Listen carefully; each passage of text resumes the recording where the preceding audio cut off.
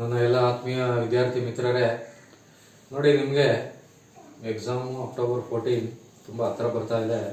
ಎಲ್ಲರೂ sir science ಎಷ್ಟೊಂದು ಉಳ್ಕೊಂಡಿದೆ, ಇನ್ನೂ ಮುಗಿಸಿಲ್ಲ, ಸೈನ್ಸ್ ವೀಡಿಯೋಸ್ ಅಪ್ಲೋಡ್ ಮಾಡಿ ಅಂತ ಕೇಳ್ತಾ ಇದ್ದೀರಾ. ನೋಡಿ ಸೈನ್ಸ್ ಎಲ್ಲನೂ ಅಪ್ಲೋಡ್ ಮಾಡ್ತೀನಿ.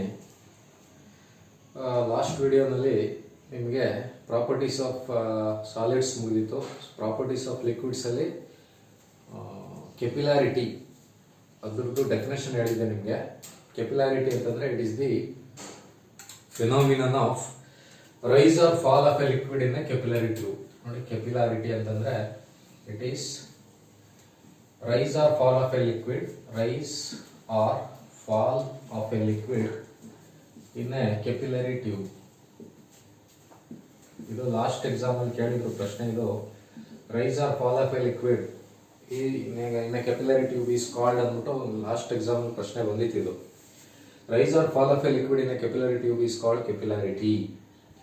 ನೋಡಿ ಕೆಪಿಲಾರಿಟಿಲಿ ನೀವು ಒಂದು ನೆನ್ಪಿಟ್ಕೋಬೇಕು, ಕೆಪಿಲರಿ ಟ್ಯೂಬ್ ಅಂತ ಬರುತ್ತೆ. ಕೆಪಿಲರಿ ಟ್ಯೂಬಲ್ಲಿ ನೋಡಿ, ಕೆಪಿಲರಿ ಟ್ಯೂಬ್ ಅಂತ ಬಂದಾಗ ನಾನು ಎರಡು ಕೆಪಿಲರಿ ಟ್ಯೂಬ್ ಬರೀತೀನಿ. ಒಂದು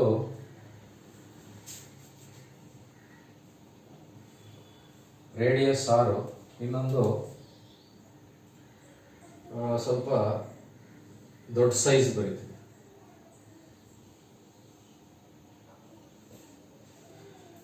ನೋಡಿ ಇದ್ರದ್ದು ಕ್ಯಾಪಿಟಲ್ ಆರ್ ಅನ್ಕೊಳ್ಳಿ. ನೋಡಿ ಈಗ ಒಂದು ಸಣ್ಣ ಕೆಪಿಲರಿ ಟ್ಯೂಬ್ ಇದೆ, ಇನ್ನೊಂದು ದೊಡ್ಡ ಕೆಪಿಲರಿ ಟ್ಯೂಬ್ ಇದೆ. ಇದನ್ನ ಯಾವುದೋ ಒಂದು ಬೀಕರ್ ಒಳಗಡೆ, ಯಾವುದೋ ಒಂದು ಕಂಟೈನರ್ ಒಳಗಡೆ ಇನ್ಸರ್ಟ್ ಮಾಡಿದ್ರೆ ಈ ರೈಸ್ ಆಫ್ ಲಿಕ್ವಿಡ್ ಯಾವುದರಲ್ಲಿ ಜಾಸ್ತಿ ಇರ್ತದೆ? ನೋಡಿ ರೈಸ್ ಆಫ್ ಲಿಕ್ವಿಡ್ ಸ್ಮಾಲರ್ ಅಲ್ಲಿ ಜಾಸ್ತಿ ಇರ್ತದೆ, ಬಿಗ್ಗರ್ ಅಲ್ಲಿ ಕಡಿಮೆ ಇರ್ತದೆ. ಸರಿನಾ? ರೈಸ್ ಆಫ್ ಲಿಕ್ವಿಡ್ ಅಂತಂದ್ರೆ ಎಷ್ಟು ಹೈಟ್ಗೆ ರೈಸ್ ಆಯ್ತದೆ ಅಂತ, ಲಿಕ್ವಿಡ್ ಲೆವೆಲ್. ನೋಡಿ ಲಿಕ್ವಿಡ್ ಲೆವೆಲ್ ಇದರಲ್ಲಿ ಇಲ್ಲಿಂದ ಇಲ್ಲಿ ತನಕ ರೈಸ್ ಆದ್ರೆ ಇದರಲ್ಲಿ ಸ್ವಲ್ಪ ಮೇಲ್ಗಡೆ ಇಲ್ಲಿ ತನಕ ರೈಸ್ ಆಗಿರ್ತದೆ. ಏನಕ್ಕಪ್ಪ ಅಂತಂದ್ರೆ ರೇಡಿಯಸ್ ಇಸ್ ಸ್ಮಾಲರ್. ಅಂದ್ರೆ height of liquid rise, height of liquid rise ಐತಲ್ಲ, it is dependent on radius. ಅಂದ್ರೆ ರೇಡಿಯಸ್ ಕಡಿಮೆ ಇದ್ರೆ ರೈಸ್ ಜಾಸ್ತಿ ಇರ್ತದೆ. ನೋಡಿ inversely proportional. Rise of liquid level in the capillary tube is inversely proportional to radius of the capillary tube. ಅಂದ್ರೆ ಹೆಚ್ಚು radius ಯಾವುದರಲ್ಲಿ ರೇಡಿಯಸ್ ಕಡಿಮೆ ಇದ್ರೆ ಹೆಚ್ಚು ಜಾಸ್ತಿ ಇರ್ತದೆ, ರೇಡಿಯಸ್ ಜಾಸ್ತಿ ಇದ್ರೆ ಹೆಚ್ಚು ಕಡಿಮೆ ಆಯ್ತದೆ. ಅಥವಾ ಇದನ್ನ HR is equal to constant ಅಂತ ಬರೀಬಹುದು. ನೋಡಿ ತುಂಬಾ ಇಂಪಾರ್ಟೆಂಟ್, ಇದು ಕೇಳ್ತಾರೆ. If two capillary tubes are inserted in a container containing water having different diameters, in which of the capillary tube the liquid rise is more ಅಂತ ಕೇಳ್ತಾರೆ. ಕೇಳ್ಬಿಟ್ಟು ಆನ್ಸರ್ಗಳು ಕೊಟ್ಟಿರ್ತಾರೆ. The capillary tube having smaller radius ಅಥವಾ smaller diameter, capillary tube having larger radius ಅಥವಾ larger diameter, ಇನ್ನೆರಡೇನೋ ಕೊಟ್ಟಿರ್ತಾರೆ ಅನ್ಕೊಳ್ಳಿ. ಅವಾಗ ನೀವೇನು ಬರೀಬೇಕು? Rise in capillary tube is more in the capillary tube of smaller diameter ಅಂತ ಬರೀಬೇಕು. ರೇಡಿಯಸ್ ಆರ್ ಆಗ್ಬೋದು, ಡಯಾಮೀಟರ್ ಆರ್ ಆಗ್ಬೋದು. ರೇಡಿಯಸ್ ಅಂತ ತಗೊಂಡ್ರೆ HR is equal to constant. Diameter radius ಎಲ್ಲ ಒಂದೇ. ಡಯಾಮೀಟರ್ ಜಾಸ್ತಿ ಆಯಿತು ಅಂದರೆ ರೇಡಿಯಸ್ ಜಾಸ್ತಿ ಇರ್ತದೆ, ಡಯಾಮೀಟರ್ ಕಡಿಮೆ ಇತ್ತು ಅಂದರೆ ರೇಡಿಯಸ್ ಕಡಿಮೆ ಇರ್ತದೆ. ಬೇಕಾದ್ರೆ it is also rise of water, rise of liquid in capillary tube is also inversely proportional to diameter ಅಂತ ಹೇಳ್ಬೋದು. ಯೂಶಲಿ ನಿಮಗೆಲ್ಲ ಕೆಪಿಲರಿ ಟ್ಯೂಬ್ ರೇಡಿಯಸ್ ಅಲ್ಲಿ ಡಿಫೈನ್ ಮಾಡ್ತಾರೆ.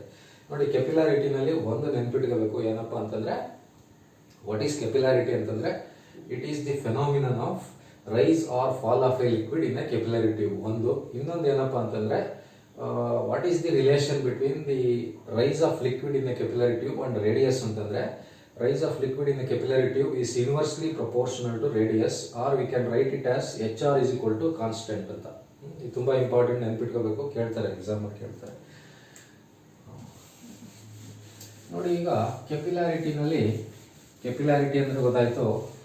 What are the practical examples ಅಥವಾ ಅಪ್ಲಿಕೇಶನ್ ಎಲ್ಲೆಲ್ಲಿ ನೋಡ್ತೀವಿ ಇದನ್ನ? ಕೆಪಿಲರಿ ಆಕ್ಷನ್ ಎಲ್ಲೆಲ್ಲಿ ನೋಡ್ತೀವಿ? ಒಂದು ತುಂಬಾ ಸ್ಟ್ಯಾಂಡರ್ಡ್ ಎಕ್ಸಾಂಪಲ್ ಅಂತಂದ್ರೆ rise of oil in the wick of lamp. ಅಂದ್ರೆ ಈಗ ನೀವು ದೇವ್ರ ಮನೆಯಲ್ಲಿ ದೀಪ ಹಚ್ಚಿರ್ತೀರ, ಆ ದೀಪ ಉರಿತಾನೆ ಇರ್ತದೆ. ಅದಕ್ಕೆ ಉರಿಯೋದಕ್ಕೆ ಏನು ಬೇಕು? ಎಣ್ಣೆ ಬೇಕು. ಎಣ್ಣೆ ಹೆಂಗ್ ಬರುತ್ತೆ ಅದಕ್ಕೆ ಬತ್ತಿಗೆ ಅಂತಂದ್ರೆ because of this capillary action, ಕೆಪಿಲಾರಿಟಿಯಿಂದ rise of oil in the wick of lamp. ಆಮೇಲೆ ಇನ್ನೊಂದು ಏನಪ್ಪಾ ಅಂತಂದ್ರೆ, ನಿಮಗೆ ಈ ಮಳೆಗಾಲದಲ್ಲಿ ಮಳೆ ಬಂದಾಗ ನಿಮ್ಮ ಕಾಂಪೌಂಡ್ ವೆಟ್ಟಾಗಿರ್ತದೆ. ಮಳೆ ಬಂದಾಗ ಕಾಂಪೌಂಡ್ ವೆಟ್ಟಾಗಿರ್ತದೆ ಅಥವಾ ಗೋಡೆ ವೆಟ್ಟಾಗಿರ್ತದೆ. ಯಾಕಪ್ಪ ಅಂತಂದ್ರೆ ಅಲ್ಲಿ ಏನಾದ್ರು ನೀರು ನಿಂತಿದ್ರೆ ಬಿಕಾಸ್ ಆಫ್ ಕೆಪಿಲರಿ ಆಕ್ಷನ್ ನೀರು ಅಬ್ಸಾರ್ಬ್ ಆಗಿರ್ತದೆ. ಆಯ್ತಾ? ಅದೇ ಥರ ನೀವು ಯಾವುದಾದ್ರೂ ಒಂದು ನ್ಯೂಸ್ ಪೇಪರ್ ತಗೊಳ್ಳಿ, ನ್ಯೂಸ್ ಪೇಪರ್ಗೆ ಇಂಕ್ ಪೆನ್ ಇಡಿ, ಎಲ್ಲ ಕಡೆ ಹಿಂಗೆ ಸ್ಪ್ರೆಡ್ ಆಗಿಬಿಡ್ತದೆ. ನ್ಯೂಸ್ ಪೇಪರ್ಗೆ ಇಂಕ್ ಪೆನ್ ಅಥವಾ ಜೆಲ್ ಪೆನ್ ಇಟ್ಟರೆ ಆ ಇಂಕ್ ಎಲ್ಲ ಸ್ಪ್ರೆಡ್ ಆಯ್ತದೆ ನೋಡಿ. That is because of capillary action. ಆಮೇಲೆ blood circulation in human beings, blood circulation ಇದೆಯಲ್ಲ, that is also because of capillary action. ಆಮೇಲೆ ಈ ಸ್ಟೆಮ್ಮಿಂದ ರೂಟ್ಸಿಂದ ಇದಕ್ಕೆಲ್ಲ ಹೋಯ್ತದೆ ನೋಡಿ, ಲೀವ್ಸ್ಗೆಲ್ಲ ವಾಟರ್ ಫ್ಲೋ ಆಯ್ತದಲ್ಲ, that is also because of capillary action. ಒಂದು rise of oil in the wick of lamp, ಇನ್ನೊಂದು wall get dampens in rainy season, ಅದೊಂದು. ಮತ್ತೆ rise of water in the root to the stem, leaf etcetera ನೋಡಿ, that is also an example of capillarity. ಆಯ್ತಾ? ಒಂದು rise of oil in the wick of lamp. Second one, wall gets dampen in rainy season.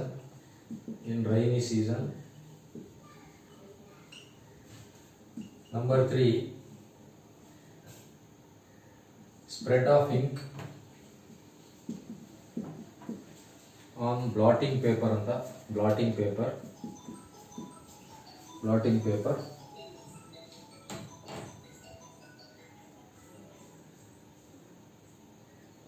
ಅಥವಾ ink absorb by blotting paper ಅಂತ ಹೇಳ್ಬೋದು ನೋಡಿ. These are the examples of capillarity. ನೋಡಿ, capillarity ಅಂತ ಬಂದಾಗ ನೀವು ಏನೇನು ನೆನ್ಪಿಟ್ಕೋಬೇಕು ಅಂತಂದರೆ, ಒಂದು what is capillarity, on what factor the rise of liquid in capillarity depends, ಅದು. ಮತ್ತೆ ಒಂದಷ್ಟು ಎಕ್ಸಾಂಪಲ್ಸ್ಗಳು. ಆಯಿತಾ? ನೋಡಿ, ನೆಕ್ಸ್ಟ್ ಏನಪ್ಪ ಅಂತಂದರೆ,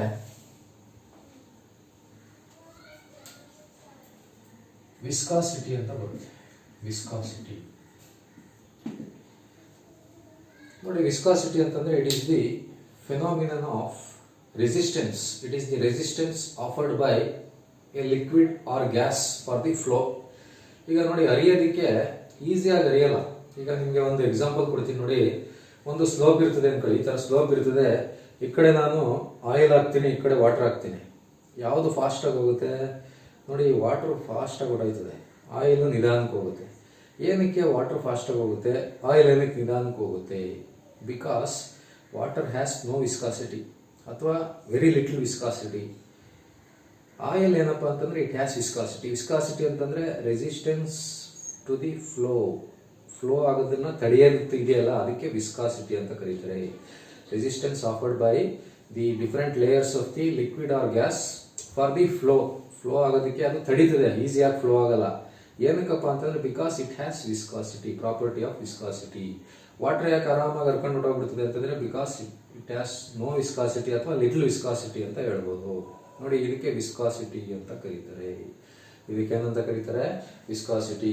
the resistance afforded by the different layers of liquid or gas to the flow ಆಗೋದಕ್ಕೆ ಡಿಫರೆಂಟ್ ಲೇಯರ್ಸ್ ಆಪೋಸ್ ಮಾಡ್ತಾ ಇರ್ತವೆ, ರೆಸಿಸ್ಟ್ ಮಾಡ್ತಾ ಇರ್ತವೆ.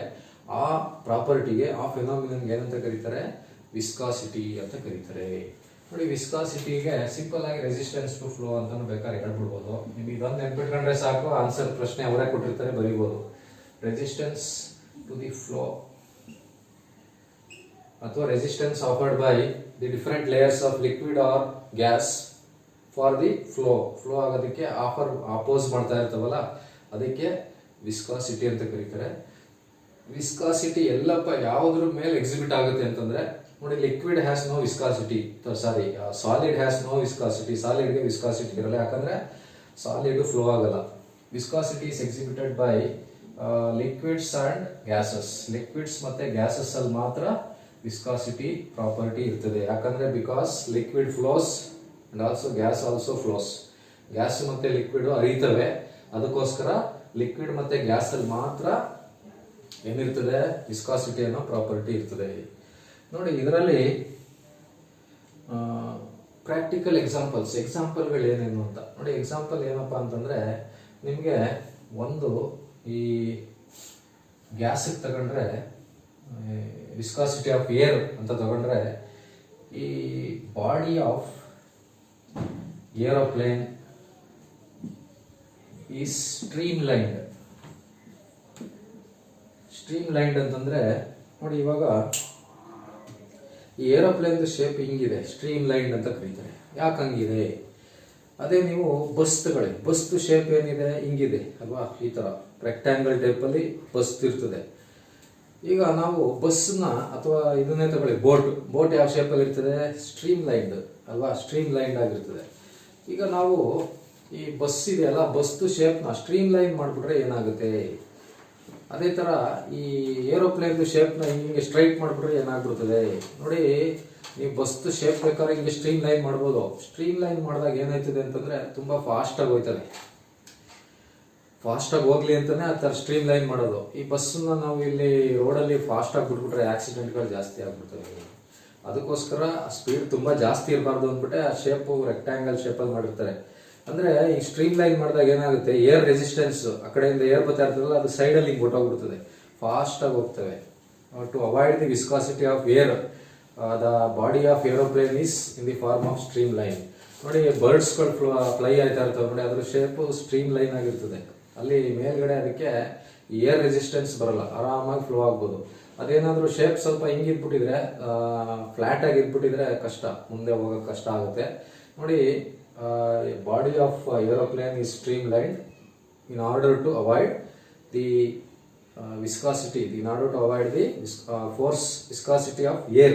ಏರಲ್ಲಿ ಬರ್ತದಲ್ಲ ಪ್ರೆಷರ್ನ ತಡೆಯೋದಕ್ಕೋಸ್ಕರ ಸ್ಟ್ರೀಮ್ ಲೈನ್ ಮಾಡಿರ್ತಾರೆ ನೋಡಿ. This is one of the best example of viscosity, ಆಯ್ತಾ. ಆಮೇಲೆ ಇನ್ನೊಂದು ಏನಪ್ಪ ಅಂತಂದರೆ ಈ flow of ink in pen ನೋಡಿ. ನಮ್ಮ ಪೆನ್ನಲ್ಲಿ ಇಂಕ್ ಫ್ಲೋ ಆಯ್ತೈತಲ್ವಾ, that is because of viscosity. ಆಮೇಲೆ ಇನ್ನೊಂದು ಏನಪ್ಪ ಅಂತಂದರೆ ಲೂಬ್ರಿಕೇಶನ್ ಅಂತಂದರೆ, ಈಗ ನಿಮಗೆ ಯಾವುದೋ ಒಂದು ಆಯಿಲ್ ಓವರ್ ಹಾಲಿಂಗ್ ಮಾಡಬೇಕು, ಯಾವುದೋ ಒಂದು ವೆಹಿಕಲ್ ಓವರ್ ಹಾಲಿಂಗ್ ಮಾಡಬೇಕಂದ್ರೆ ಆ ಜಾಯಿಂಟ್ಗಳಿರ್ತಾವಲ್ಲ, ಮೂವಿಂಗ್ ಪಾರ್ಟ್ಸು, ಆ ಪಾರ್ಟ್ಸ್ಗಳಿಗೆಲ್ಲ ನಾವೇನು ಹಾಕಬೇಕು? ಆಯಿಲ್ ಹಾಕಬೇಕು. ಆಯಿಲ್ ಹಾಕ್ದಾಗ ಅದು ಎಲ್ಲ ಕಡೆ ಹೋಗುತ್ತೆ. ನಾವು ಎಲ್ಲ ಕಡೆ ಆಯಿಲ್ ಹಾಕಲ್ಲ, ಒಂದು ಕಡೆ ಆಯಿಲ್ ಹಾಕ್ಬಿಟ್ರೆ ಆಯಿಲ್ ಫುಲ್ ಆ ಕಡೆ ಈ ಕಡೆ ಎಲ್ಲ ಹೋಗ್ಬಿಡ್ತದೆ. ಏನಕ್ಕೆ ಹೋಗುತ್ತೆ ಅಂತಂದರೆ that is because of viscosity ಅಂತ. ಒಂದೇ ಕಡೆ ಇಟ್ಕೊಳ್ಳಲ್ಲ. ಗ್ರೀಸ್ ಅಂದರೆ ನಾವು ಫುಲ್ಲು ಎಲ್ಲ ಕಡೆಗೂ ಹಾಕಬೇಕು, ಬಟ್ ಆಯಿಲ್ನ ಒಂದು ಕಡೆ ಹಾಕಿದ್ರೆ ಸಾಕು, ಹಾಕ್ಬಿಟ್ಟು ಹಿಂಗೆ ತಿರುಗಿಸಿದ್ರೆ ಅದು ಎಲ್ಲ ಕಡೆ ಫ್ಲೋ ಆಯ್ತದೆ. ಏನಕ್ಕಪ್ಪ ಅಂತಂದರೆ ವಿಸ್ಕಾಸಿಟಿ ಅಂದರೆ ತುಂಬ ಆಚೆಗೆ ಹೊಂಟೋಗ್ಬಿಡಲ್ಲ ಅದು. ಆಯಿಲ್ ಯಾವತ್ತು ಆಚೆಗೆ ಹೋಗಿ ತುಂಬ ಜಾಸ್ತಿ ಆದರೆ ಆಚೆ ಕಡೆ ಬಿಡುತ್ತೆ. ಸ್ವಲ್ಪನೇ ಹಾಕಿದ್ರೆ ಅದು ವೀಲ್ ಒಳಗಡೆ, ಆ ಇದರೊಳಗಡೆ ಯಾವುದು ಬೇರಿಂಗ್ಸ್ ಒಳಗಡೆ ಉಳ್ಕೊಳ್ಳುತ್ತೆ. ಲೂಬ್ರಿಕೇಶನ್ ಏನಕ್ಕೆ ಮಾಡೋದು? ಏನಕ್ಕೆ ಮಾಡ್ತಾರೆ ಅಂತಂದರೆ, ಈಗ ಮೂವಿಂಗ್ ಪಾರ್ಟ್ಸ್ ಇತ್ತು ಅಂತಂದರೆ ಅಲ್ಲಿ ಫ್ರಿಕ್ಷನ್ ಆಯ್ತದೆ. ಫ್ರಿಕ್ಷನ್ ಆಯಿತು ಅಂದರೆ ಹೀಟ್ ಜನರೇಟೆಡ್ ಆಯಿತು ಅಂತಂದರೆ ಅದು ಮೆಲ್ಟ್ ಆಗ್ಬೋದು, ಅಥವಾ ವೇರ್ ಆ್ಯಂಡ್ ಟೇರ್ ಸೌದೋಗ್ಬಿಡ್ಬೋದು. ಅದನ್ನೆಲ್ಲ ಅವಾಯ್ಡ್ ಮಾಡೋಕ್ಕೋಸ್ಕರ ಹೀಟ್ ಜನರೇಟೆಡ್ ಇರ್ತದಲ್ಲ ಅದನ್ನ ಕಡಿಮೆ ಮಾಡೋದಕ್ಕೆ, ಮತ್ತು ವೇರ್ ಆ್ಯಂಡ್ ಟೇರ್ ಕಡಿಮೆ ಮಾಡೋದಕ್ಕೆ ಲೂಬ್ರಿಕೇಶನ್ ಮಾಡ್ತೀವಿ ನೋಡಿ. ಇದಿಷ್ಟು ತುಂಬ ಇಂಪಾರ್ಟೆಂಟ್ ಎಕ್ಸಾಂಪಲ್ಸ್ ಆಫ್ ವಿಸ್ಕಾಸಿಟಿ ಅಥವಾ ಪ್ರಾಕ್ಟಿಕಲ್ ಎಕ್ಸಾಂಪಲ್ಸ್ ಎಲ್ಲೆಲ್ಲಿ ಯೂಸ್ ಮಾಡ್ತೀವಿ ಅಂತ. ಇನ್ನೊಂದು ನೋಡಿ, ವಿಸ್ಕಾಸಿಟಿನಲ್ಲಿ ತುಂಬ ವೆರಿ ಇಂಪಾರ್ಟೆಂಟ್ ನಿಮಗೆ ಎಕ್ಸಾಮ್ ಕೇಳೋ ಅಂತ ಒಂದು ಟಾಪಿಕ್ ಇದೆ. ಏನಪ್ಪ ಅಂತಂದರೆ, ಈ ಟೆಂಪರೇಚರ್ ಜಾಸ್ತಿ ಆದಾಗ, ಅಂದರೆ ವೆನ್ ಲಿಕ್ವಿಡ್ ಈಸ್ ಹೀಟೆಡ್ ಅಥವಾ ಗ್ಯಾಸ್ ಈಸ್ ಹೀಟೆಡ್, ವಿಸ್ಕಾಸಿಟಿ ಏನಾಗುತ್ತೆ ಅಂತ. ಲಿಕ್ವಿಡ್ನ ಹೀಟ್ ಮಾಡಿದಾಗ ಅಥವಾ ಆಯಿಲ್ನ ಹೀಟ್ ಮಾಡಿದಾಗ, ಲಿಕ್ವಿಡ್ ಅಂದರೆ oil, water has no viscosity. ಬೇರೆ ಲಿಕ್ವಿಡ್ ಅಂದರೆ ಆಯಿಲ್ನ ಹೀಟ್ ಮಾಡಿದಾಗ, ಮತ್ತು ಏರ್ನ ಹೀಟ್ ಮಾಡಿದಾಗ, ಆಯಿಲ್ನ ಹೀಟ್ ಮಾಡಿದಾಗ ಅಥವಾ ಏರ್ನ ಹೀಟ್ ಮಾಡಿದಾಗ ಏನಾಗುತ್ತೆ ನೋಡಿ. ಆಯಿಲ್ನ ಹೀಟ್ ಮಾಡಿದಾಗ ಅಥವಾ ಏರ್ನ ಹೀಟ್ ಮಾಡಿದಾಗ ವಿಸ್ಕಾಸಿಟಿ ಏನಾಗುತ್ತೆ ನೋಡಿ. ಅದು ಪ್ರಶ್ನೆ ಕೇಳ್ತಾರೆ, ಗ್ಯಾರಂಟಿ ಪ್ರಶ್ನೆ ಬರುತ್ತೆ ನೋಡಿ. ಫಸ್ಟ್ ಬರ್ಬಿಡ್ತೀನಿ ಏನಾಗುತ್ತೆ ಅಂತ, ಅದು ನೀವು ನೆನ್ಪಿಟ್ಕೊಳ್ಳೋದು ಹೆಂಗೆ ಅಂತಂದು ಹೇಳ್ತೀನಿ ನೋಡಿ. when temperature is increased ಅಥವಾ when liquid is heated ಅಂತ ಹೇಳ್ಬೋದು, temperature increased ಅಂತ ಹೇಳ್ಬೋದು, viscosity of ಲಿಕ್ವಿಡ್ ಡಿಕ್ರೀಸಸ್, ನೋಡಿ ತುಂಬಾ ಇಂಪಾರ್ಟೆಂಟ್ ಇದು. ಅದೇ ತರ when temperature is increased viscosity of gas increases. ಇದು ಬೇಕಾದ್ರೆ ಹೆಂಗಾರು ತಿರುಗಿಸಿ ಆ ಕಡೆಯಿಂದ ಉಲ್ಟಾ ರಿವರ್ಸ್ ಅಥವಾ ಇಂಡೈರೆಕ್ಟ್ ಆಗೋ ಕೇಳ್ಬೋದು. The viscosity of gas increases when temperature is increased, ಹಂಗೂ ಕೇಳ್ಬೋದು. Viscosity of liquid decreases when temperature is increased, ನೋಡಿ ಹಂಗೆ ಉಲ್ಟಾನು ಕೇಳ್ಬೋದು. ನೋಡಿ ನಿಮ್ಗೆ ಏನಾಯ್ತದೆ ಅಂತಂದ್ರೆ ಕನ್ಫ್ಯೂಸ್ ಆಗ್ಬಿಡ್ತದೆ.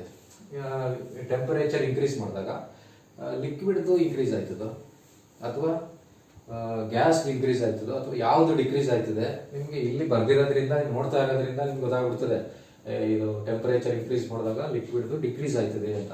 ಬಟ್ ಅಲ್ಲಿ ಎಕ್ಸಾಂಪಲ್ ಕೊಟ್ಟಾಗ ಎಕ್ಸಾಂಪಲ್ ಸ್ವಲ್ಪ ಬೇರೆ ತರ ಕೊಟ್ಬಿಡ್ತಾರೆ. ನೀವು ಆಪ್ಷನ್ಗಳು ನೋಡ್ಬೇಕು, ಪ್ರಾಕ್ಟೀಸ್ ಮಾಡ್ಬೇಕು, ಅವಾಗ ಗೊತ್ತಾಯ್ತದೆ. ಅದಕ್ಕೆ ನಿಮ್ಗೆ ಇದನ್ನ ನೆನ್ಪಿಟ್ಕೋಬೇಕಂದ್ರೆ ಒಂದು ಎಕ್ಸಾಂಪಲ್ ನಿಮ್ಗೆ ಹೇಳ್ತೀನಿ ನೋಡಿ.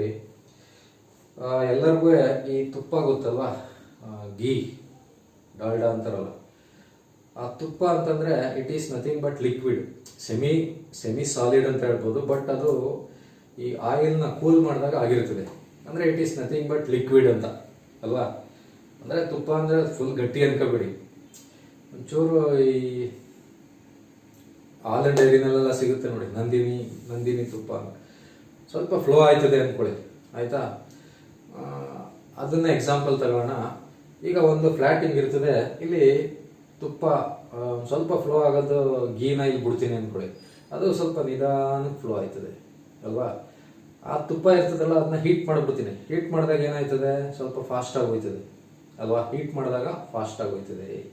ಅಂದ್ರೆ ಫಾಸ್ಟ್ ಆಗಿ ಹೋಯ್ತಾ ಐತೆ ಅಂತಂದ್ರೆ ನೆನ್ಪಿಟ್ಕೊಳ್ಳಿ, ಫಾಸ್ಟ್ ಆಗಿ ಹೋಯ್ತಾ ಐತೆ ಅಂತಂದ್ರೆ ಅದರದ್ದು ವಿಸ್ಕಾಸಿಟಿ ಕಡಿಮೆ ಆಗ್ತಾ ಇದೆ ಅಂತ. ಯಾವ್ದಾವ್ದು ಫಾಸ್ಟ್ ಆಗಿ ಹೋಯ್ತವೋ ಅದ್ರದ್ದು ವಿಸ್ಕಾಸಿಟಿ ಕಡಿಮೆ ಇರ್ತದೆ. ಯಾವ್ದು ನಿಧಾನಕ್ಕೆ ಹೋಯ್ತದೋ ಅದ್ರದ್ದು ವಿಸ್ಕಾಸಿಟಿ ಜಾಸ್ತಿ ಇರ್ತದೆ, ವಿಸ್ಕಾಸಿಟಿ ಇರ್ತದೆ. ಅದಕ್ಕೆ ಅದು ಫ್ಲೋ ಆಗಲ್ಲ, ಈಸಿಯಾಗಿ ಫ್ಲೋ ಆಗಲ್ಲ. ಅರ್ಥ ಆಯ್ತಾ. ನೋಡಿ ಈ ತುಪ್ಪದ ಎಕ್ಸಾಂಪಲ್ ತಗೊಂಡ್ರೆ ಇದನ್ನ ಹೀಟ್ ಮಾಡಿದಾಗ ಆರಾಮಾಗಿ ಹೊಟ್ಟೋಗ್ಬಿಡ್ತದೆ. ಅಂದ್ರೆ ನಾವು ಟೆಂಪರೇಚರ್ ಕೊಟ್ಟಾಗ ವಿಸ್ಕಾಸಿಟಿ ಆಫ್ ಲಿಕ್ವಿಡ್ ಡಿಕ್ರೀಸಸ್ ಅಂತ ಆರಾಮಾಗಿ ಅರಿತದೆ ಅಲ್ವಾ. ತುಪ್ಪ ಅಂತಂದ್ರೆ ಅದು ಲಿಕ್ವಿಡೇ, ಅದನ್ನ ಇನ್ನೂ ಹೀಟ್ ಮಾಡಿದಾಗ ಏನಾಗುತ್ತೆ, ಆರಾಮಾಗಿ ಹರ್ಕೊಂಡು ಹೋಗುತ್ತೆ. ಅಂದ್ರೆ when temperature is increased the viscosity of liquid decreases, ನೆನ್ಪಿಟ್ಕೊಳ್ಳಿ. ಇನ್ನು ಗ್ಯಾಸ್ಗೆ ಏನಪ್ಪಾ ಅಂತಂದ್ರೆ ಇದ್ರದ್ದು ಆಪೋಸಿಟ್ ಏನು, when temperature is increased viscosity of gas also increases. Viscosity ಜಾಸ್ತಿ ಆಗ್ಬಿಡ್ತದೆ ಇದು ಹೀಟ್ ಮಾಡಿದಾಗ. ಏರ್ದು ಅಷ್ಟೇನೆ, ಬಿಸಿ ಗಾಳಿ ಇದ್ರೆ ಅದು ರೆಸಿಸ್ಟೆನ್ಸ್ ತುಂಬಾ ಆಫರ್ ಮಾಡ್ತದೆ, ಈಸಿಯಾಗಿ ಫ್ಲೋ ಆಗಲ್ಲ ಬಿಸಿ ಗಾಳಿ. ಅದೇ ಕೋಲ್ಡ್ ಇದ್ರೆ ಆರಾಮಾಗಿ ಫ್ಲೋ ಆಗ್ಬಿಡ್ತದೆ. ಸರಿನಾ. ನೋಡಿ ತುಂಬಾ ಇಂಪಾರ್ಟೆಂಟ್ ಇದು ಸುಮಾರು ಸಲ ಕೇಳಿದ್ದಾರೆ, ನೆನ್ಪಿಟ್ಕೊಳ್ಳಿ, ಗ್ಯಾರಂಟಿ ಒಂದು ಪ್ರಶ್ನೆ ಬರುತ್ತೆ. ನೋಡಿ ಇದಾದ್ಮೇಲೆ ಇನ್ನೊಂದು ವಿಸ್ಕಾಸಿಟಿ ಮೇಲೆ ಇನ್ನೊಂದು ವೆರಿ ವೆರಿ ಇಂಪಾರ್ಟೆಂಟ್ ಟಾಪಿಕ್ ಇದೆ, ಒಂದು ಡೆಫಿನೇಷನ್ ಇದೆ. ಏನಪ್ಪಾ ಅದು ಅಂತಂದ್ರೆ ಇದು ಇಂಪಾರ್ಟೆಂಟ್ ಕೇಳ್ತಾ ಇರ್ತಾರೆ, ಕೋಎಫಿಷಿಯಂಟ್ ಆಫ್ ವಿಸ್ಕಾಸಿಟಿ ಅಂತ. Coefficient of viscosity. ನೋಡಿ ಕೋಎಫಿಷಿಯಂಟ್ ಆಫ್ ವಿಸ್ಕಾಸಿಟಿ ಅಂತಂದ್ರೆ it is the tangential force. It is the tangential force acting per unit area when unit area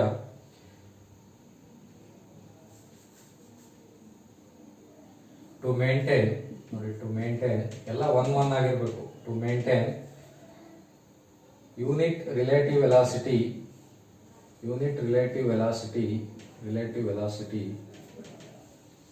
between the layers which are unit distance apart. ನೋಡಿ ನಿಮಗೆ definition ನೆನ್ಪಿಟ್ಕೊಳ್ಳೋ ಸ್ವಲ್ಪ ಕಷ್ಟ ಆಗ್ಬೋದು, ಒಂಚೂರು ಗೊತ್ತಿದ್ರೆ ಸಾಕು.